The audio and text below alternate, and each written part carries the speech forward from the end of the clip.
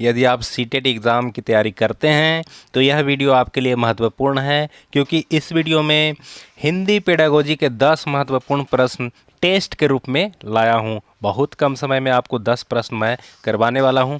आप अपना जो है नॉलेज यहां से चेक कर सकते हैं कि हिंदी पेडागोजी में 10 क्वेश्चन में आप कितना सही कर पाते हैं। पहला प्रश्न आपके सामने है, बहुभाषिता का उद्देश्य क्या है? बहुभाषिता का क्या उद्देश्य है? पहला, समावेशी शिक्षा को बढ़ावा देना। दूसरा, विभिन्न भाषाओं की जानकारी देना। तीसरा, क्षेत्रीय भाषाओं की रिक्तियों को पूरा करना। और चौथा है उपयुक्त में से कोई नहीं। तो इसका आंसर होने वाला है समावेशी शिक्षा को बढ़ावा देना। बहुभाषिता का अर्थ क्या है? समावेशी शिक्षा को बढ़ावा देना। चलिए दूसरे प्रश्न की ओर चलते हैं। संविधान में हिंदी को किस भाषा का दर्जा दिया गया है? दोस्तों, इस क्वेश्चन का तो जवाब आप देख ही पा रहे होंगे। राजभाषा के रूप में राष्ट्रभाषा कभी मत लगाना दोस्तों, राष्ट्रभाषा कभी मत लगाना, क्योंकि राष्ट्रभाषा नहीं, राज्यभाषा के रूप में हिंदी को मान्यता दिया गया है संविधान में। ठीक है, तो दोस्तों चलिए अगले प्रश्न की ओर चलते हैं। अगला प्रश्न जो है जवाब पहले नहीं आएगा। तो चलिए अगला प्रश्न है, निम्नलिखित में से कौन राष्ट्रीय पाठ्यचर्या रूपरेखा 2005 के मार्गदर्शन सिद्धांतों का हिस्सा नहीं है? मतलब 2005 में जो सिद्धांत दिया गया था, क्या उसका समूह नहीं है, ये आपको बताना है। मतलब निगेटिव वर्ड आपको बताना है 2005 के संदर्भ में। तो दोस्तों पहला है, ज्ञान को स्कूल के बाहर के जीवन से जोड़ना। ये सही बात है दोस्तों, इसका जो है सिद्धांत में से एक है, क्योंकि स्कूल को जो है ज्ञान को स्कूल से बाहरी ज्ञान से जोड़ना ही इसका लक्ष्य था। दूसरा है कि पढ़ाई रतंत्र प्रणाली के से मुक्त होना चाहिए, ये भी सही है। स्कूली शिक्षा में नव उदारवाद की अवधारणा को विकसित करना चाहिए, यही इसका लगता है कि सही है, क्योंकि ये निगेटिव लग रहा है। परीक्षा को अपेक्षाकृत अधिक लचीला बनाना और कक्षा की गतिविधियों से जोड़ना। तो यहाँ पर आंसर होने वाला है तीसरा, स्कूली शिक्षा में नव उदारवाद की अवधारणा को विकसित करना। ये जो है एनसीएफ 2005 में नहीं बताया गया था, उसका सिद्धांत नहीं था, तो इसका आंसर होगा तीसरा। तो चलिए अगले प्रश्न की ओर चलते हैं।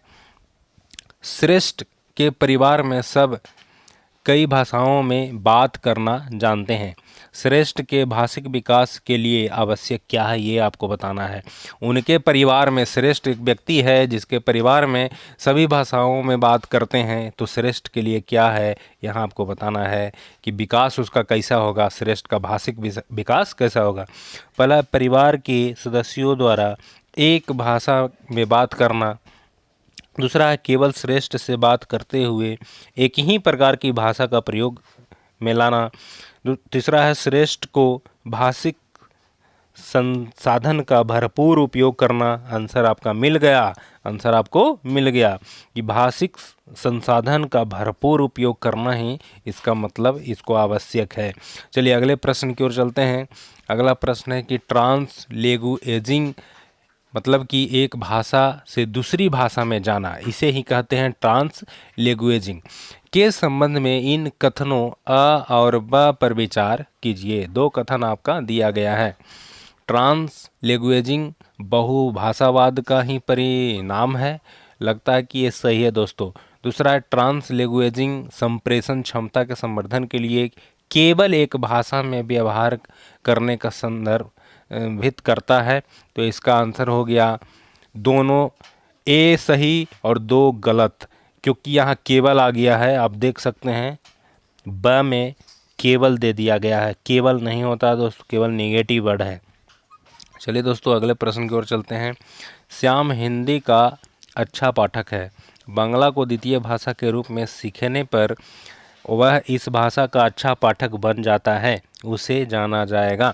बताइए, कोई भी भाषा में अगर कोई ज्ञाता है, दूसरे भाषा भी अच्छा सीख सकते हैं, इसे आप क्या कहते हैं? पढ़ने की सक्षमता, पढ़ने की रणनीति, कौशल का अंतरण, बुद्धिमानी, क्या कहेंगे दोस्तों? चलिए जवाब दीजिए। कौशल का अंतरण कहेंगे। एक कौशल से दूसरा कौशल आप सीख गए हैं। यदि आप हिंदी जानते हैं, अंग्रेजी जानने लगे हैं, कौशल का अंतरण यहाँ पर हुआ है। चलिए अगले प्रश्न की ओर चलते हैं। पठन के दौरान लेखक और पाठक के बीच संवाद बन जाता है, अंतः प्रभावपूर्ण लेखन के लिए आवश्यक तत्व क्या है? कह रहा है कि पठन के दौरान लेखक और पाठक के बीच संवाद बन जाता है। अतः प्रभावपूर्ण लेखन के लिए आवश्यक तत्व क्या है? क्या अच्छा संगठन होना चाहिए? क्या स्पष्ट उद्देश्य होना चाहिए? क्या व्याकरणीय शुद्धता होना चाहिए? उपर्युक्त सभी होना चाहिए। दोस्तों ये सभी होना चाहिए। यदि आप प्रभावपूर्ण लेखन कर रहे हैं तो इसका सभी जो है सही हो जाएगा। अच्छा संगठन भी होना चाहिए, स्पष्ट उद्देश्य भी होना चाहिए, व्याकरणीय जो है शुद्धता भी होना चाहिए। तो चलिए 7 क्वेश्चन जो है ख़त्म हो चुका है। आपका कितना सही जवाब आया है? अभी 3 क्वेश्चन और बाकी है। चलिए आगे चलते हैं। बालकों में पठन संस्कृति विकसित करने में महत्वपूर्ण क्या है? बालकों में आपको पठन संस्कृति विकसित करना है तो क्या भाषा शिक्षक है, क्या पाठ्य पुस्तक है, बाल साहित्य है? आंसर आपको मिल गया है, बाल साहित्य। जहाँ भी देखिए पॉजिटिव होता है, आंसर क्या है? बाल साहित्य है। चलिए अगले प्रश्न की ओर चलते हैं। 9वां प्रश्न आपके सामने आ गया है। प्राथमिक स्तर पर कविता विधा के पढ़ाने में महत्वपूर्ण क्या है? आपको कविता विधा पढ़ाना है, क्या महत्वपूर्ण है? कविता को सशब्द दोहराना, मतलब उसको दोहराने से क्या बालकों को कविता कंठस्थ करानी है? क्या हाव भाव के साथ कविता पाठन? आंसर मिल गया दोस्तों, हाव भाव के साथ जो है कविता पाठन कराना चाहिए। हाव भाव जहाँ भी देखिए पॉजिटिव वर्ड है, मार दीजिए, एकदम सही हो जाएगा। चलिए अगले प्रश्न की ओर चलते हैं, जो लास्ट प्रश्न है। और दोस्तों इस प्रश्न के बाद आपको बताना होगा कि आपने कितना सही किया, अपने कमेंट बॉक्स में ज़रूर बताइएगा। प्राथमिक स्तर पर हिंदी भाषा के उद्देश्य को पूरा करता है। क्या करता है भाई? प्राथमिक स्तर पर हिंदी भाषा के उद्देश्य को क्या पूरा करता है बताइए?